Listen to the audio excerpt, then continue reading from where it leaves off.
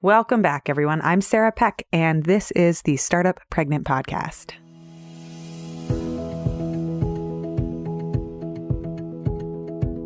How do you love yourself? Or put another way, how do you love yourself? How do you love yourself? All right, let's get into it. If a friend of yours came up to you with bruises and aches, or a child of yours came up to you with an injury, or any child came up to you with an injury, you would hug them, you would help them, you would love them back to health. That is the subject of today's episode. How do you heal from a trauma, especially as a woman? Iman Gatti is a certified grief recovery specialist, and today we talk about her path to healing, her business and her parenting journey, and her childhood. Let me tell you a little bit more about Iman. Iman Gatti was born and raised in Edmonton, Alberta, to immigrant parents who moved to Canada from Tunisia, North Africa. She is a first-generation Canadian and extremely proud of her heritage and the opportunity her parents have given her by immigrating to Canada to raise their family. However, 2 months before her 7th birthday, Iman witnessed her father brutally murder her mother. Iman's father was sentenced to 25 years in prison, and Iman was put into foster care. She spent the next 12 years living with 4 different families in 10 different homes and attended 10 different schools. Throughout her life, she experienced and suffered from post-traumatic stress disorder, PTSD, from depression, and from anxiety. These conditions were magnified by the physical, sexual, and emotional abuse she endured while she was in foster care. She invested in years of education, therapy, counseling, and coaching. And today, she has created a remarkable life filled with success, happiness, abundance, gratitude, and forgiveness. She holds a Courageous Living coaching certification. She is a certified grief recovery specialist with the Grief Recovery Institute. And she studied with her mentor and her friend, Gabrielle Bernstein, and completed both Spirit Junkie Masterclass levels 1 and 2. Today, it has been decades since this happened, and she is now a transformational speaker, an empowerment trainer, a 2-time published author and illustrator, a certified grief recovery specialist. Her memoir is Cracked Open, Never Broken, and her children's book is Fifi's Morning Song. By sharing her story of trauma, as well as the story of triumph, she hopes to inspire the lives of others and spark possibilities for greatness, for what lies within all of us. One of the ideas that she shares in her work, her writing, and in our conversation on today's episode is that this idea of becoming is never ending. We are constantly coming back into ourselves to dig deeper and to become more of who we already are. There is no end, only more. And the depth of our strength is tested because it exists. She says there is always the challenge of finding ourselves through life's transitions, and it is in that discovery that we find our deepest strengths. Welcome to the Startup Pregnant Podcast, where we talk to creative leaders about what it means to be an entrepreneur and a parent. I'm your host, Sarah K. Peck. If you have not checked out our mini books yet, go check them out. We have 5 mini books for parents, entrepreneurs, and mothers that we are making here at Startup Pregnant. We have the parenting reading list, which is if you are busy but you want to know what books I'm reading on parenting, I do this thing where I write a little summary of every book that I've read and I take notes, and you can just go read my notes. You don't have to read the whole book. From there, if there's a book that catches your interest, you can go get the books that you want, but you don't have to read every single book. I'm a big geek and I've done that for you. I also have the pregnancy reading list. Surprise, surprise. That's the same. I take a whole bunch of notes on books and I put them into one book just for you. So that's the parenting reading list and the pregnancy reading list. Both are mini books. They're short. They're not long. And you can skim them and flip them as a Kindle or a PDF or whatever way that you want to read it. I also have 3 other books. One of them is called Pregnancy Affirmations, and that is for people who are pregnant and want to get some good words in your mind. I reached out and interviewed a whole bunch of people and asked them for their favorite mantras and affirmations. So check that out if you want. There are 2 more, including the Startup Mama Profiles and my favorite, Sticky Situations, which is all about how to get out of sticky situations. If you want to check out any of these mini books, go to startuppregnant.com/minibooks to check them out. We are releasing them throughout 2019. And if you are on our email list, you get a first preview. And I often give out coupons for free copies of these books. We've got 5 mini books. They're over at startuppregnant.com/minibooks. And the link is in the show notes if you want to scroll into the show notes and check it out. Or go to our website, startuppregnant.com, and look for mini books, and you will get them.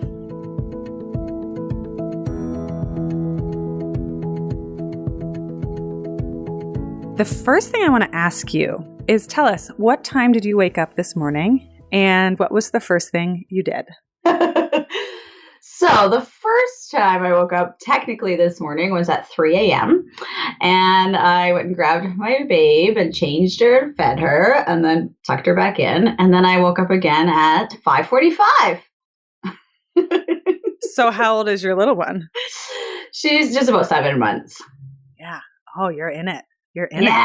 Yeah. We're in a real fun leap right now. So it's awesome. What time did you all go to sleep last night for the first time and the second time?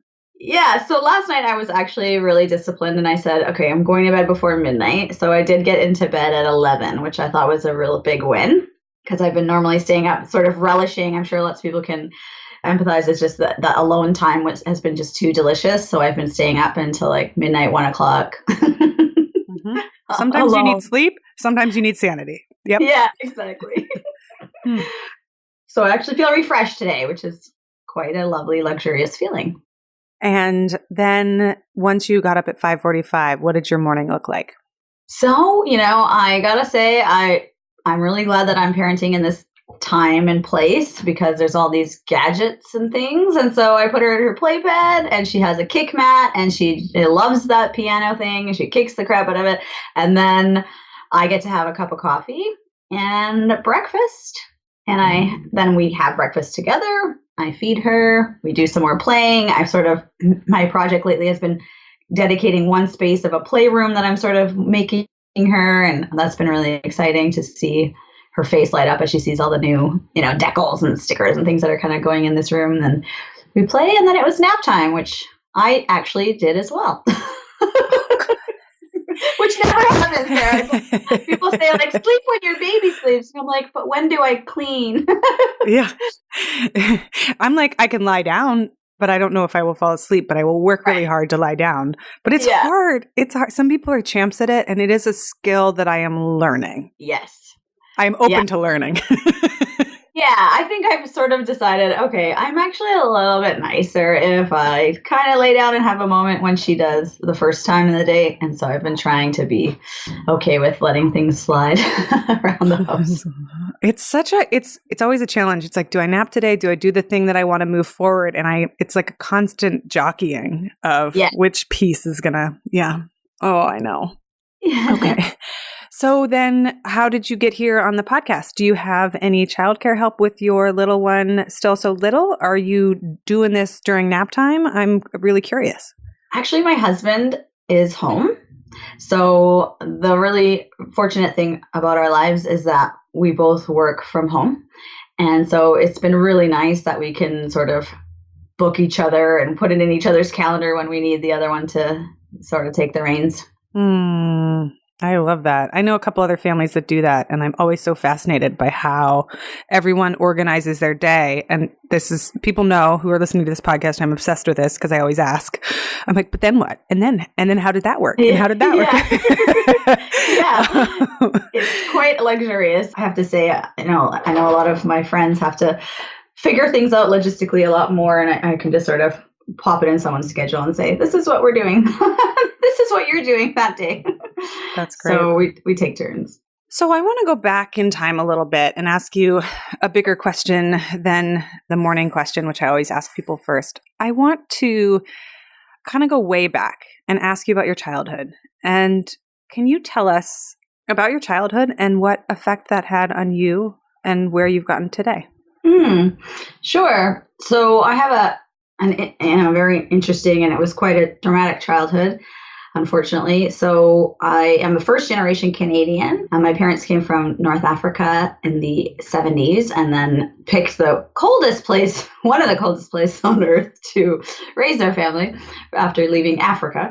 So that's kind of interesting. And then, I have two older brothers, and my mom was a very traditional homemaker. Father worked out of the house.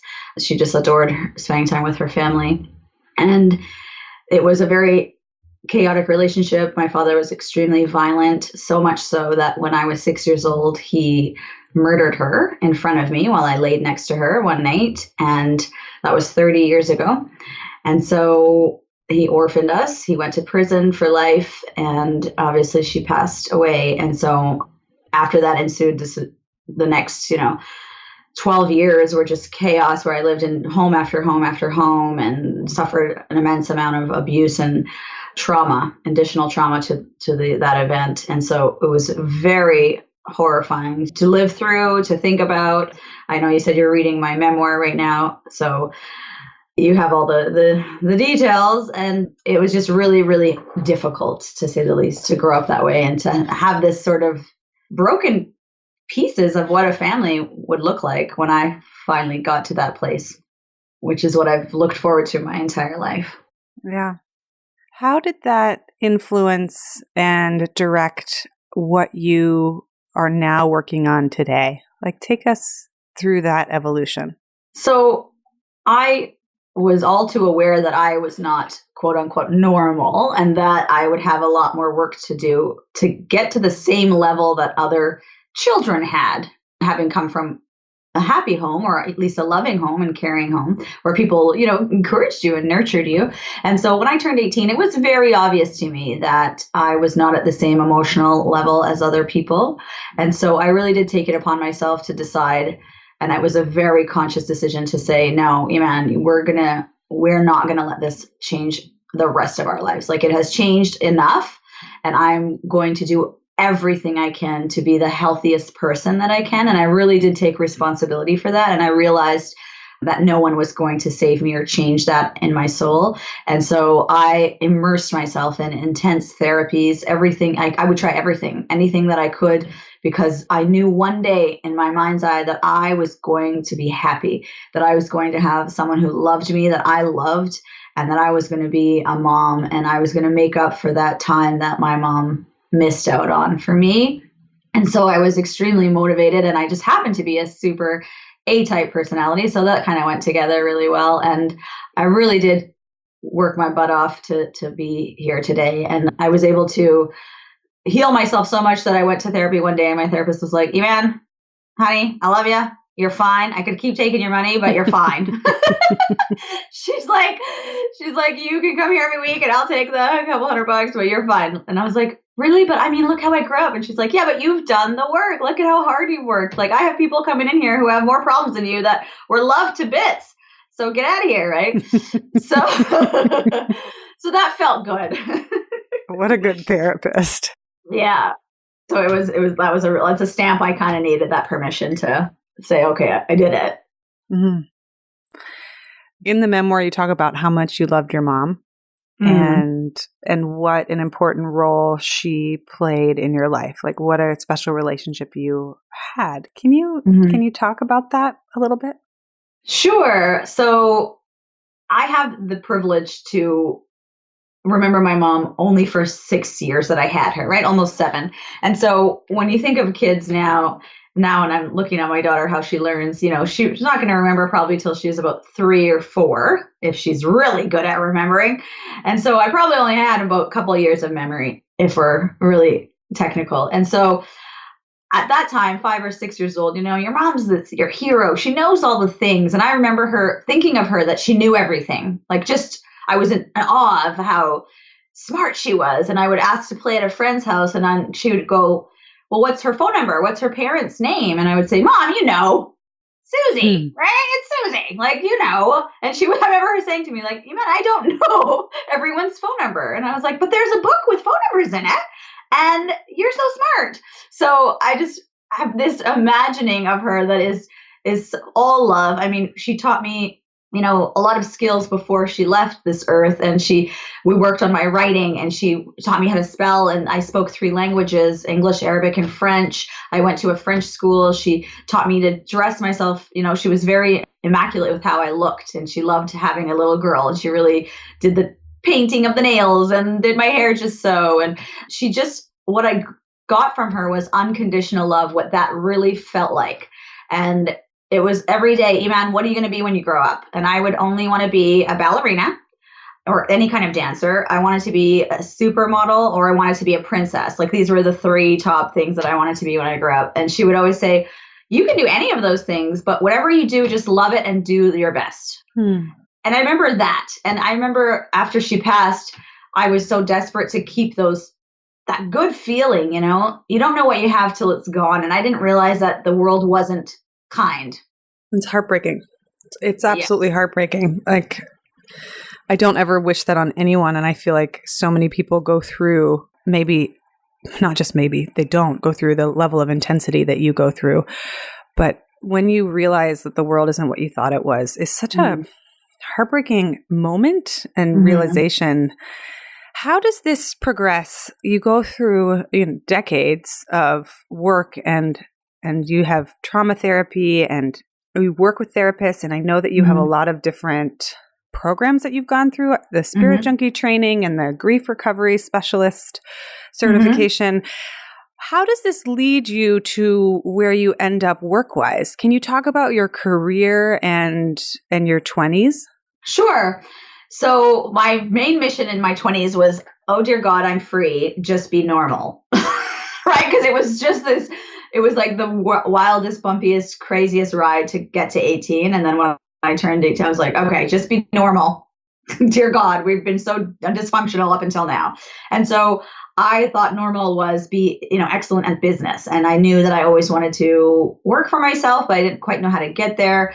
So I just started being the best at business. So I became a travel agent at first, and that was fun to travel the world. And then I just got into high finance and advertising, and just started working my way up sort of the corporate ladder.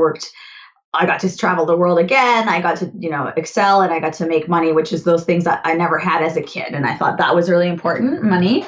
Some of the homes I lived in were extremely poverty stricken. So that was something like, okay, you're doing it if you have money. But what I realized is that no matter how much money I made, I still felt I wasn't making a difference.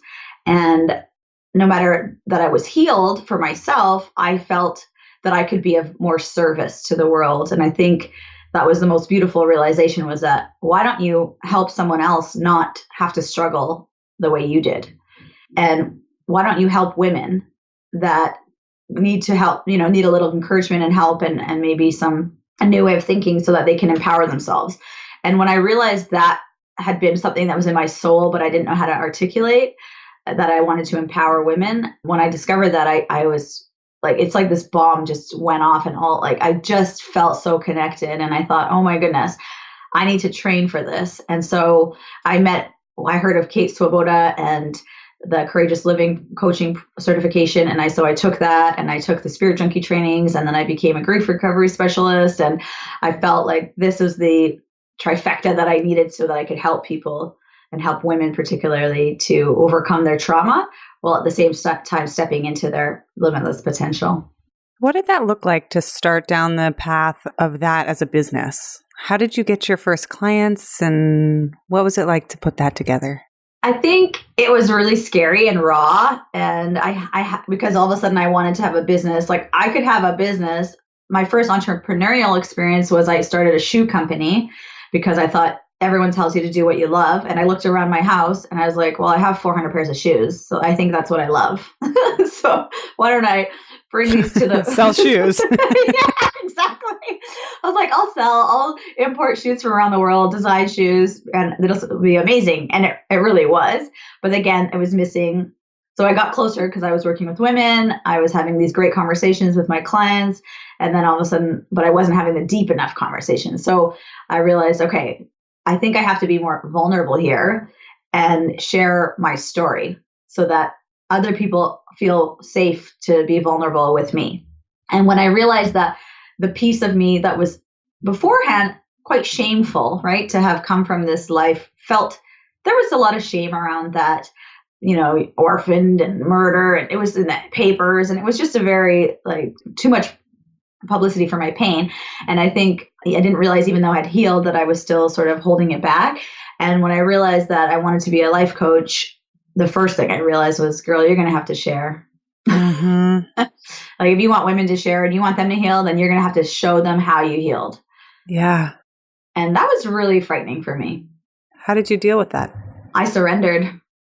I literally surrendered. I just fell to my knees one day and I said to the universe, show me what I'm supposed to do, because I'll do it, because I've been through everything that I could ever endure, and I have survived that. And I know that this won't be worse than that.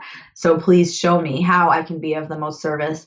And I kept meditating on this idea that I could be of service. How could I be of service? And I kept kind of hearing, share your story, man, share your story. And I was like, oh, heck no, I don't want to do this, right? I don't want to share this story. It's brutal. I've just worked so hard to forget this story. I don't want to talk about it anymore. And then I flew to New York to meet Gabby Bernstein and take one of her courses. And the first night I raised my hand and I said, Gabby, I want to help women. I really do, but I don't know what to do. I don't know how to do it. I don't know where to start. And she looked at me and she goes, honey, share your story. And I thought, oh, great. I've been meditating on this for a year. I keep hearing share your story. I fly to New York to hear the same message. All right, I get it. I'll share my story. So I wrote it out. I'm a writer. I wrote it out. I wrote it down, and I decided to make a talk of it and to write a speech and to share it that way. What was the writing process like? A lot of tears, a lot of ripping it up and throwing it away and feeling unworthy of sharing and unworthy of the journey that I'm on. I think I'm really hard on myself, and I'm not a perfectionist. I know that life is imperfect, but I want so much in this life. I really have a very specific feeling of how fleeting life is. I know if you've ever seen someone lose their life, it's just this really, it's there and then it's not. And it almost feels like a gamble, right? It is a gamble. Life, you don't know when your card's up. And I just felt like it was so important what I wanted to share that I didn't want to get it wrong. And so I think when I gave myself some forgiveness and a leeway to be imperfect and to show up, and if you cry, you cry. Because I had this hang up, what if I cry when I say it? What's everyone going to think if I'm crying on stage? And I thought, you know what, girlfriend, you are one of the most tear-ridden person. Mm-hmm. People on the earth, and it's so authentic for me to tear up. So I'm probably gonna cry. And so once I accepted those pieces of myself, that this is how I show up. Sometimes I cry. If I'm not myself, then there's no point to any of this. So you know what? I still give speeches and I still tear up, and I'm okay with that now. I'm so glad you said that out loud, because I'm such a crier in person, or two, whatever that phrase is. And I can't help it. And sometimes I get really frustrated by it. And then other times I think it's so useful. I happen to be pregnant now while we're recording, and someone the other day was really in shock that I was 6 months pregnant. He thought I was ready to pop. He couldn't believe I had 3 more months. And he was just you're really big. And I just think sometimes bursting into tears at something like that is good feedback for other humans. Yeah. You suck. You suck at talking. You did this. You suck at talking. It's the truth. I had the same experience. People are you're huge. Has someone weighed your baby? Is it safe? I wonder, I'm did you think about that before you let it come out of your mouth? Yeah. I think crying is a perfectly acceptable response to a lot of things. And I think that we're taught as humans that it's a weakness. Agree. And it's not true. It's a form of expression. And if your body is naturally responding that way, then it is unnatural to sort of hold that in and to berate yourself on top of it for having those feelings, right? Now we could talk about this for hours. But I think so much of our pain in our society is from not allowing ourselves to feel our feelings, to actually know and identify what feelings we have, and to be okay that they're there and then deal with them. It's astonishing to me. Okay, wait, back to the book. So the book is hard to wrangle. I feel like writing and entrepreneurship and parenting, all of these things, to me at least, have always been these, more than I expect, although I should know better by now, these psychological experiences where I learned so much about myself. I'm just like, oh, like, who am I? And what is this like? And what was that like? So how long did it take you to write the book? And did you have any hesitation about finally shipping it and publishing it? Yes, it took a lot longer. So the actual writing, if I condensed it all and took out all the other parts, it was only 6 months of writing, but it took 2.5 years to write it. So it was so much healing in regards to writing it. So I made a promise to myself that you weren't allowed to be in my book unless you were forgiven. And forgiveness is a really big part of my life. And it's really something, the only reason I can be here today is because of forgiveness. So I told that to myself, like, you can't tell this story if it's still unforgiven. And so I had to go through each lovely person that had made their mark on me and forgive and forgive and forgive. And that's not an easy thing.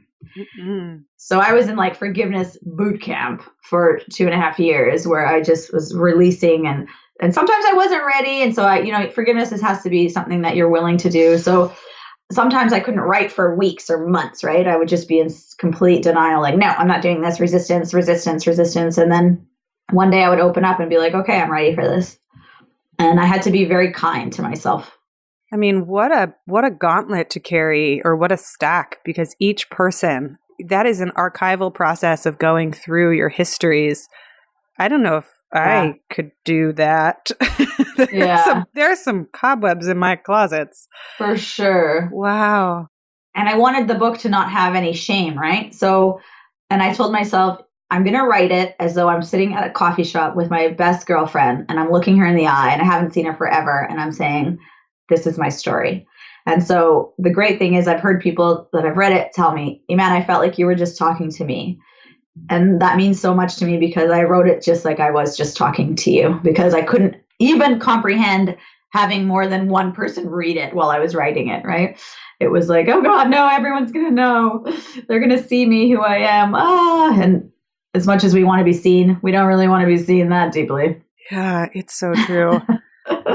I find that advice really helpful. The idea of thinking of one person sometimes, like it's not like all the readers, because that's just sometimes a lot of pressure, but just having, oh, I'm talking to my friend Emma, or this is like, this chapter is for my friend Alex. Like, exactly. She asked me all these questions and I'm just going to sit down and I'm going to tell her all the stuff I know. Can really help take the pressure off of, otherwise it's like your life. How do you tell your life? It's too hard. Right. And sometimes we focus too much on the receiving and not the giving. And I really think if you focus your message on what you have to give, as opposed to what you think people want to receive, then you come from a place that's so much more profound within your soul, because you already know how to tell the stories. That's really interesting. So take us into the present moment. What are you building and working on now? And what does your business look like? And what's exciting for you about it? Well, so when I was pregnant, I got to publish the darn thing and it was amazing. And that was really intense for having all the emotions on top of that. And then now baby girl's alive and kicking, and I'm working on course creation. And I've been doing a lot of keynote speeches, and I love speaking. It's one of my favorite things to do. And of course, I always have books up my sleeve. So I have 2 books in my head that I'm working on, not actively writing, but I have pieces of them written. And so I have another book coming sometime, and I don't know when, but it's creating. It's in the middle of creating. And then I'm finishing a course right now that I created online. It's called Soulful Self-Love, and it takes people through a self-love journey, 4 weeks of boundaries and forgiveness and just what self-love looks like and really claiming your life.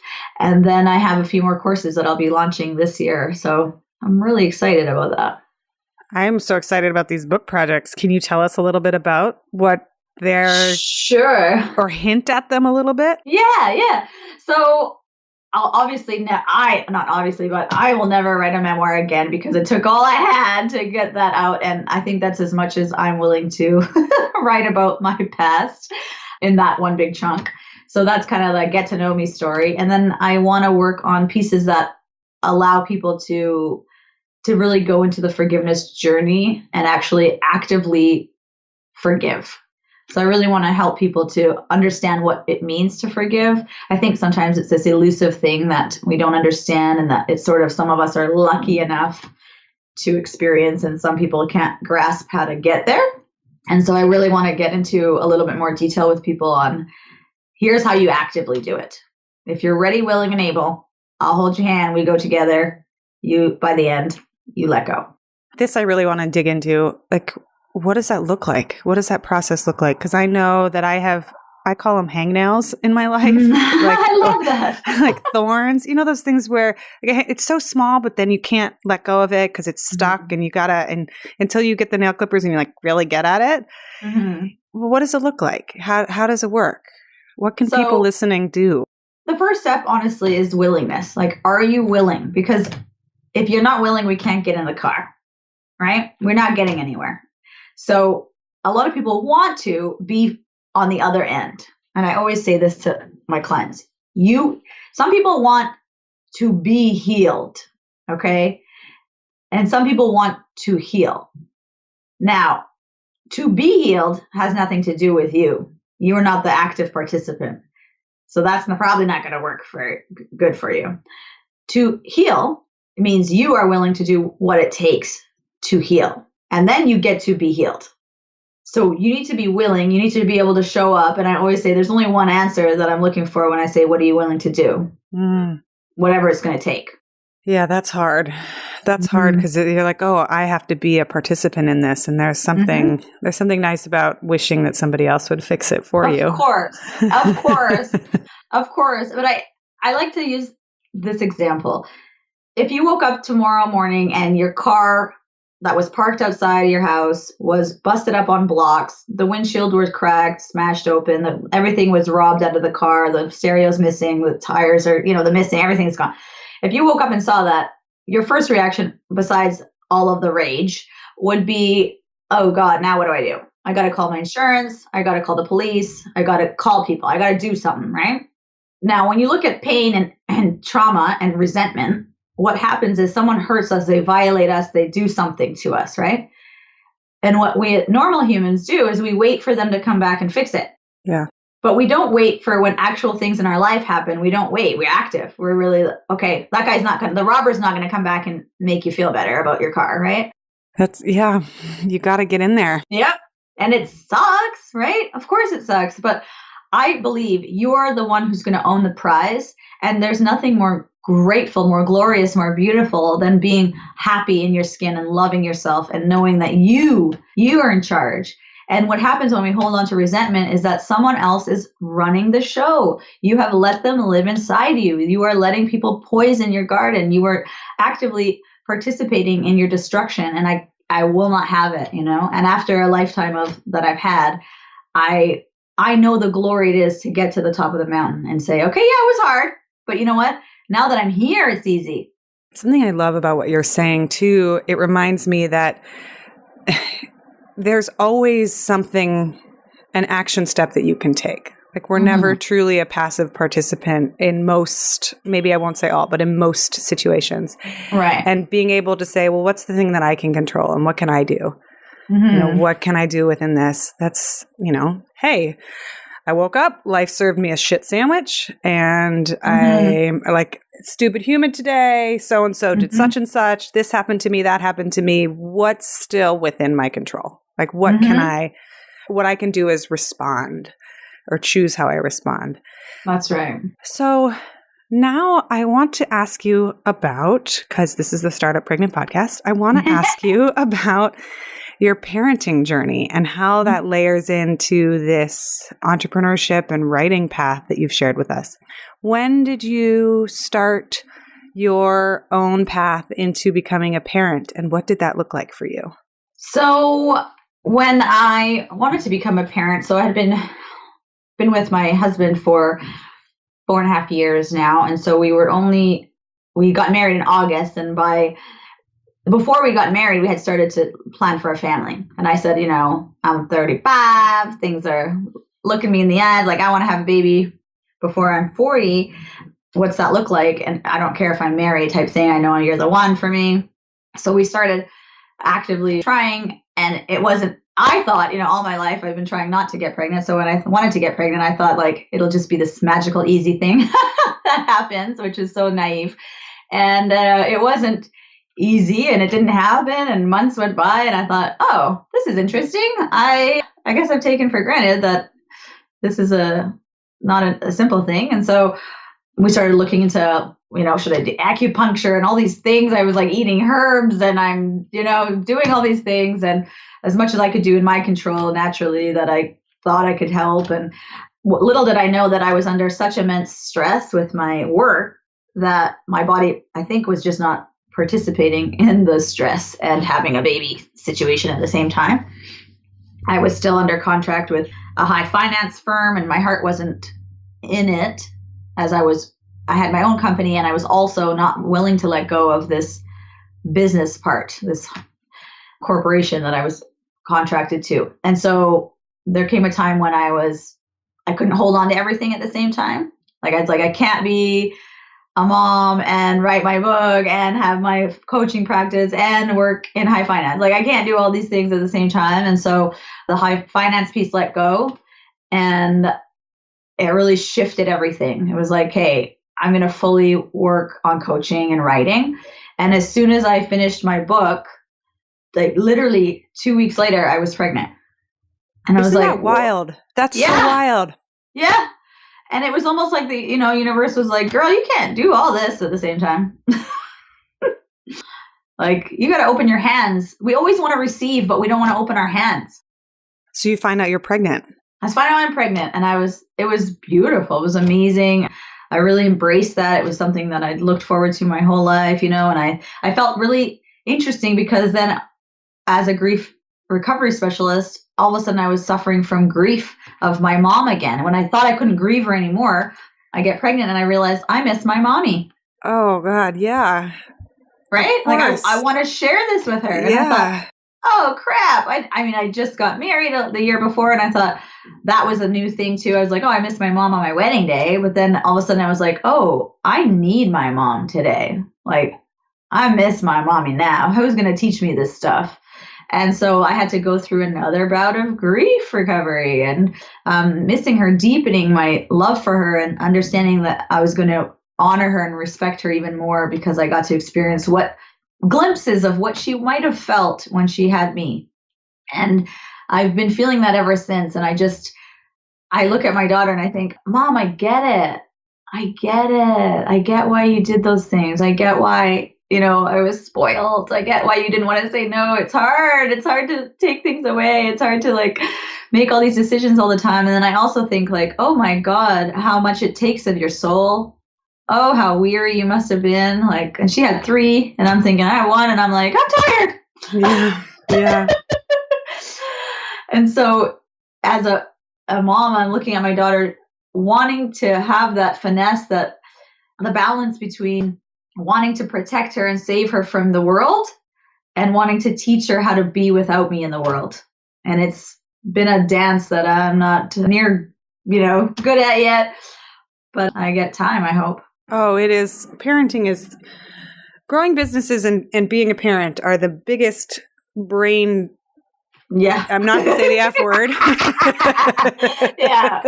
Yeah. But, it's just such a revealing process, and it's so humbling, and it's so just you constantly grappling with, well, how do I make really great decisions? Because I have all these conflicting desires about, I want to do the best for you and I want to give you everything. And no, you can't have that. Right.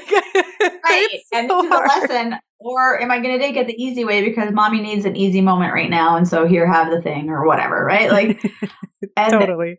And also entrepreneurship is so creative. And for me, and I know a lot of other people, when you're creative, you need space. You need space to have ideas, and you need space and quiet to have ideas. And so that's the other thing is sometimes I'm writing things and I'm bouncing my babe or I'm breastfeeding, right, at my computer. And it's not the space that I would like to have the moments that I can create in.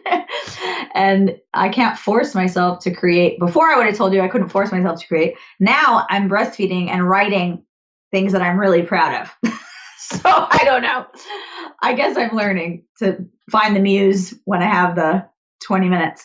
I know. I always feel like what we mentioned with the naps at the beginning of the episode. Yeah. I feel like there's skills in progress where I'm like, oh, nope, I've never been good at this. And now is my opportunity to learn. Like, how do I get really good at shipping something in under 20 minutes? Or like, I am a terrible napper and that's how I've been for 30 plus years. But what if I'm just open to the fact that maybe I can get better at napping starting now? Right. Yeah. And being willing to sort of ebb and flow, right? Because when I first, you bring home the newborn, I was like, well, when am I going to write? I write a blog every day. Like every day, that's something that I do for my self-care and also creativity and also business. So it's sort of like a really important piece for me. And I thought, when the heck am I going to write this blog? And the answer was when you wake up at 4 a.m. And I thought, okay, I'm not going to go sit at my computer, but I'll write it on my phone. I'll write it in the notes. Like I have now downsized to writing things on my phone because that's the surrender piece for me. It's like, girl, you're not going to get into your office today, but you're going to have all kinds of pockets of time in the middle of the night where someone's eating and you can half brain, half dead write this thing. And I found that in the middle of the night is kind of a holy time because you don't have a lot of thoughts yet of the day. Yeah. And there's not a lot of distraction in your brain. And I actually wrote some beautiful things. It's such a beautiful time. And it's something I struggle with the most right now as a parent is like my sweet spot hours, the like 7 to 10 a.m., which is I'm a morning person and I adore writing and I like it when my brain is the clearest. Like that is making a lunch, getting a toddler dressed, getting a toddler on the toilet, getting a toddler back on the toilet, changing the pants he peed into. Yeah. Getting him on in the stroller, getting him onto the subway, getting him to daycare. And it's just like by the time I get back by about 9:30, sometimes 10, I'm like, can I have chocolate ice cream? Yeah. I'm like, I like chocolate ice cream and wine. Chocolate ice cream, wine, and The Bachelorette. Like that is all I can do. I love that. Yeah. It's like, can I have all the treats right now? Totally. Or like I'll stop at both coffee shops, like on both corners, because I'm like, I want 2 croissants. Yes. That's awesome. Yeah, it's so difficult. And I thought when people, the unsolicited advice of warning that you get every time, you're pregnant or you're going to have a baby or something, people are like constantly barrage of be careful, don't worry, it's going to be like this, it's going to be like this. And you sort of think, whoa, dude, relax. But I thought when people said it was going to be so hard, I honestly was so new that I thought that they were talking about the baby. And now when I'm here, I'm like, oh no, it's not. The baby part is the like matter of fact stuff. Like, okay, feed, change, clean, sleep, like very to the point. The hard stuff is your psyche, your soul, your body aching at the same time as someone demanding you to do these things. And I was like, oh, the hard part was my soul changing. Got it. Yeah. I was stupid enough to think it was like the baby part. Amen. I think there's an opportunity, and I'm sure for everyone it's different. There's an opportunity for some profound transformation. But the thing is sometimes it comes whether you want it or not. Like you don't want to change, and the universe is like, oh no. Yeah. These are waves. The ocean, it's big. We're going in. And it's just really, the struggle is real. It's, smack down by the waves. It's like, you're like, but I thought I was good at surfing. I thought I was good at it. And that's the thing, right? Yeah. It's like, you think you're good at something and the world's like, no, but you can be better at this. Yeah, it's been a really like, oh, every day, like brain opening, exploding, like, oh, and then all of a sudden crying and going, this is so hard. I don't know why. I thought it was going to be different. Like, why is this so hard? And then having to do it, not having to, but choosing to do it with a partner, right? And then you're like, oh, now I got to think about you too? Are you kidding me? I'm done. I'm tired. What do you need? What's you're doing? What are you doing over there? Taking care of humans, interacting with other humans, like just humans are hard. Humans are hard. But it's so, like, I told like my husband, I'm like, this is the most profoundly beautiful and terrifying and inconvenient and adorable thing I've ever done. Like, never been more proud and exhausted. So, Iman, before I get to where people can find you, I want to know if you could give a message to women, to other fellow seekers and fellow women going through heartbreak or transformation and doing the work. What do you wish more people knew? I wish more people trusted and had faith that it was going to work out. I wish more women would meet themselves where they are and actually look at themselves in the mirror and say, like, this part's not feeling good. This part over here needs a little love. This part has a scrape on it. This part's molding a little bit. And acknowledge that those are the hurts that you have and look at them. Because if a friend came to you and sat next to you and said, girlfriend, oh my God, look at this cut, look at this bruise, look at this battered body, you would caress her, you would hold her in your arms, and you would love her back to health. You would do whatever it took to make that friend feel loved and worshiped and adored and healed and safe. And I wish more women looked at their bodies, their souls, their minds, and said, here's what needs loving. And I'm going to wrap my arms around you, and I'm going to do what it takes to heal. And I'm going to come back up here, and I'm going to climb up with these scars and these stories and these tales. And I'm going to show another woman how to love herself too. That. Yes to that. Where can people find you and your work across the internet?